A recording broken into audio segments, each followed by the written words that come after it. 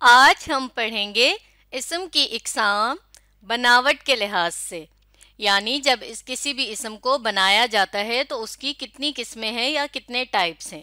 تو چلیے اسم کی اقسام پڑھتے ہیں۔ جیسا کہ ہم جانتے ہیں اسم کا مطلب ہوتا ہے نام۔ یہ نام کسی بھی شخص، جگہ یا چیز کا ہو سکتا ہے، یعنی کسی بھی شخص، جگہ یا چیز کے نام کو ہم اسم کہتے ہیں۔ تو آج ہم پڑھیں گے کہ اسم کو جب بناتے ہیں تو اس کی کتنی اقسام ہے یا ان کو کس کس طریقے سے بنایا جاتا ہے۔ بناوٹ کے لحاظ سے اسم کی 3 اقسام ہیں۔ کتنی اقسام ہیں؟ 3۔ پہلی قسم کا نام ہے اسم مصدر، دوسری اسم مشتق اور تیسری کا نام ہے اسم جامد۔ یہ تینوں اسم کی اقسام ہیں بناوٹ کے لحاظ سے۔ اب ہم ان تینوں کو باری باری پڑھیں گے کہ جب اسم سے مصدر بنایا جاتا ہے تو وہ کیسے بنتا ہے، اسی طرح مشتق کیسے بنایا جاتا ہے اور جامد کیا ہے۔ تو چلیے ایک ایک کر کے ان کو سمجھتے ہیں۔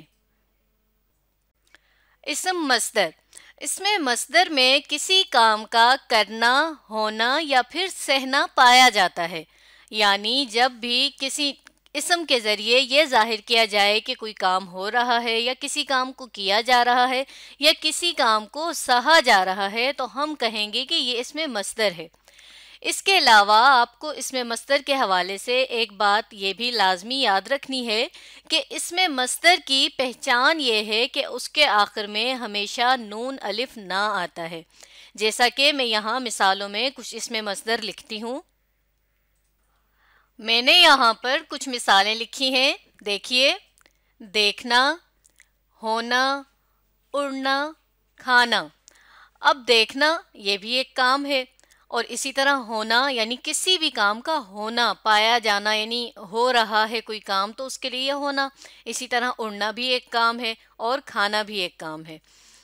اب اس میں آپ نے ایک چیز نوٹ کرنی ہے، وہ یہ کہ آپ دیکھیے اس میں ہر کام کے آخر میں نون الف نہ ہے۔ تو یہ نون الف نہ جو ہے یہ اسم مصدر کی پہچان ہے کہ اسم مصدر کی پہچان ہمیں اس نہ کے ذریعے ہوتی ہے کہ جب بھی کسی کام کے آخر میں نون الف نہ آ رہا ہے تو وہ اسم مصدر ہے۔ اسی طرح پڑھنا، لکھنا، بولنا، سونا، جتنے بھی اس طرح کے کام ہیں جس میں کسی کام کا کرنا، ہونا یا پھر سہنا پایا جائے اور آخر میں نون الف نہ آئے تو ہم کہیں گے کہ یہ اسم مصدر ہے۔ اب دوسری قسم ہے ہمارے پاس اسم مشتق۔ مشتق کے معنی ہوتے ہیں نکلا ہوا، یعنی کسی چیز سے نکلنا۔ مشتق کے جو معنی ہیں وہ دراصل یہ ہیں۔ تو اس کے کیونکہ ہم نے معنی جان لیے ہیں تو اس کو سمجھنے میں ہمیں اور زیادہ آسانی ہوگی۔ جیسے وہ اسم جو اسم مصدر سے بنایا جائے اسے اسم مشتق کہتے ہیں۔ تو یہاں پر ہمیں کیا بات پتہ چلی کہ اسم مشتق ہمیشہ اسم مصدر سے بنایا جاتا ہے، اور اسم مصدر ہم نے کیا پڑھا ہے، کیا ہوتا ہے؟ کوئی بھی کام جس کا کرنا، ہونا یا سہنا پایا جائے اور اس کے آخر میں نون الف نہ ہو، جیسا کہ میں نے یہاں پر 3 مثالیں لکھی۔ دھونا، اب یہ دھونا اسم مصدر ہے تو اس سے ہم نے اسم مشتق بنائے دھوتے، دھلائی۔ اب آپ نے دیکھا کہ میں نے یہاں پر 3 مثالیں لکھی: دھونا، لکھنا، پڑھنا۔ ہم تو یہ پڑھ کر آ چکے ہیں کہ یہ پیچھے ہم نے یہ پڑھا کہ یہ اسم مصدر ہے، تو اب اسم مصدر سے ہم نے بنایا دھوتے، دھلائی یا پھر دھونے والا۔ تو اب یہ تینوں جو ہم نے الفاظ بنائے، اسم مشتق جو بنائے وہ ہم نے اسم مصدر سے بنائے۔ اسم مصدر ہمارے پاس کیا تھا؟ دھونا، اس سے ہم نے بنایا دھوتے، دھلائی اور دھونے والا۔ اسی طرح دوسرا دیکھیے لکھنا۔ لکھنا سے ہم کیا کیا اسم مشتق بنا سکتے ہیں؟ جیسے لکھائی، لکھنے والا یا پھر لکھا ہوا۔ اور اسی طرح پڑھنا سے ہم نے بنایا پڑھائی یا پھر پڑھنے والا۔ تو اس طرح جب ہم اسم مصدر سے کوئی بھی دوسرا لفظ بنائیں اور اس میں سے نا کو ہٹا کر کچھ بھی استعمال کر لیں تو وہ اس میں مشتق ہو جائے گا، جیسے دھونا سے دھلائی، دھوتے اور دھونے والا وغیرہ۔ تو اب آپ کو اس میں مشتق کے جو معنی تھے وہ مزید واضح ہو گئے ہوں گے کہ اس کا مطلب ہوتا ہے نکلا ہوا، اور یہ کس سے نکلتا ہے اس میں مشتق؟ اس میں مصدر سے، بالکل ٹھیک۔ तीसरी किस्म है इसम जामिद, वो इसम जो ना खुद किसी से बने और ना ही उससे कोई दूसरा इसम बनाया जा सके, उसे इसमें जामिद कहते हैं।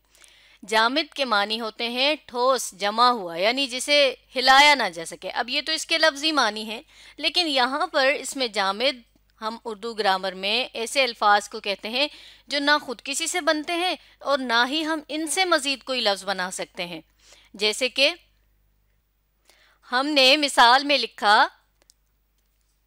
आग, पानी।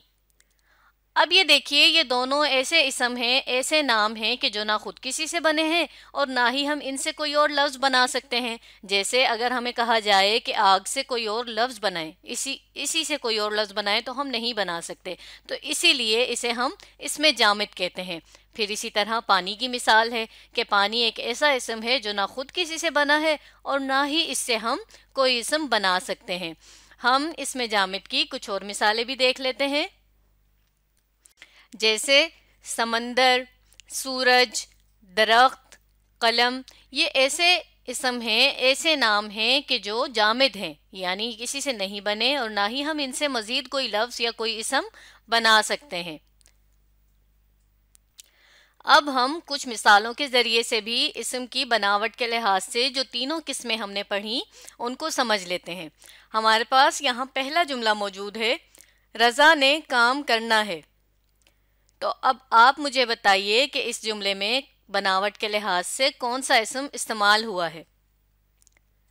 जी बिल्कुल ठीक, इसमें मस्दर, क्योंकि इसमें करना का लफ्ज़ आया है और करना हमने पढ़ा था कि किसे कहते हैं, इसमें मस्दर को।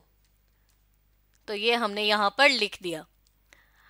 यहाँ पर आपको इसमें मस्दर के हवाले से एक और अहम बात भी याद रखनी है, वो ये कि हर लफ्ज़ जिसके आखिर में नून अलिफ ना आए उसे हम इसम मस्दर नहीं कह सकते। इसम मस्दर सिर्फ वही होगा कि जिसमें किसी काम का करना, होना या सहना पाया जा रहा हो, और उसके अलावा इसमें इस इसम में, इसमें मस्दर में हुक्मिया अंदाज भी हो। जैसा कि करना का अगर हम हुक्मिया अंदाज देखें तो वो होगा कर। इसी तरह हम इसकी मिसालों पर जाते हैं।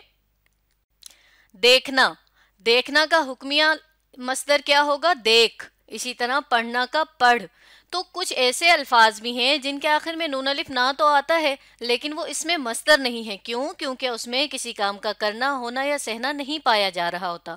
मिसाल के तौर पर, जैसा कि मैंने यहाँ पर मिसाल में कुछ अल्फाज लिखे हैं, माना, मुन्ना, नाना, चूना। अब ये चारों आप लफ्ज़ देखिए हैं तो ये भी इसम, लेकिन इसमें किसी काम का करना, होना या सहना नहीं पाया जा रहा। लेकिन हम देखें तो इसके आखिर में भी नून अलिफ ना मौजूद है।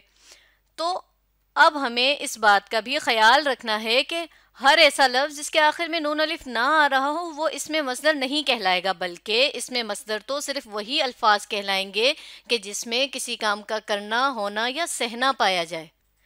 तो हमने क्या पढ़ा, हमें क्या समझ आया कि इसमें मस्दर की एक पहचान तो ये है कि उसके आखिर में नून अलिफ ना आएगा, मगर उसमें यह भी लाजमी है कि किसी काम का करना, होना या सहना पाया जाए। तो तभी जब किसी लफ्ज़ के आखिर में ये आएगा तो हम कहेंगे कि ये इसम मस्दर है। दूसरा जुमला है हमारे पास, किरण ने कपड़े, माफ़ कीजिएगा, किरण कपड़े धोने वाली है। तो इस जुमले में धोने वाली इसम है। तो आप बताइए कि ये कौन सा इसम, यहाँ पर बनावट के लिहाज से इसम की कौन सी किस्म पाई जा रही है। बिल्कुल ठीक, यहाँ पर इसमें मुश्तक पाई जा रही है, क्योंकि इसमें हम ये देखते हैं कि इस मस्दर जो है धोना, उससे इन्होंने यहाँ धोने लिखा हुआ है। तो यहाँ पर हम कहेंगे कि यहाँ इसमें मुश्तक पाई जा रही है।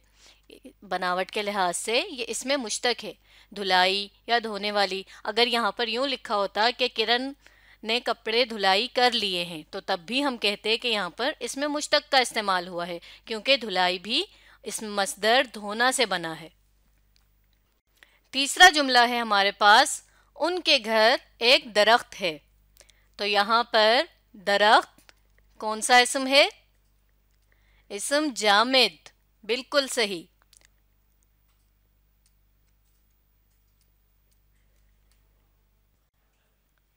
آج ہم نے اسم کی اقسام بناوٹ کے لحاظ سے کی پڑھائی کی۔ اب آپ نے اس ویڈیو کو دوبارہ دیکھنا ہے اور پڑھنے اور سمجھنے کی کوشش کرنی ہے۔